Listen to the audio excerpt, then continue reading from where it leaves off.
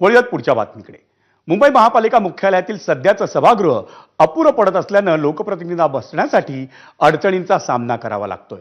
त्यामुळे आझाद मैदानातल्या क्रीडा भवनाच्या जागेवर टाउन हॉल जिमखाना उभारण्याऐवजी नव्या महापालिका सभागृहाचं बांधकाम करण्यात यावं अशी मागणी भाजप नगरसेवकांनी आज स्थायी समितीच्या बैठकीत केली। त्या प्रस्तावाला सर्वपक्षीय सदस्यांनी पाठिंबा दिला। मुंबई महापालिका मुख्यालयातील सध्याचं सभागृह हे नगरसेवकांसाठी अपुरं असल्याचं सांगत सभागृह नेते गणेश कणकर यांनी ठाम भूमिका मांडली। वाढती सदस्य संख्या, बसण्याची दाटीवाटीची व्यवस्था आणि पुरेशा जागेअभावी पत्रकारांनाही निर्माण होणाऱ्या अडचणी यामुळे नवीन सभागृहाची गरज अधोरेखित करण्यात आली।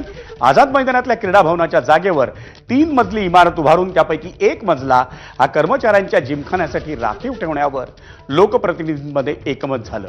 त्यानंतर हा प्रस्ताव पुनर्विचारासाठी महापालिका प्रशासनाकडे पाठवण्यात आलाय।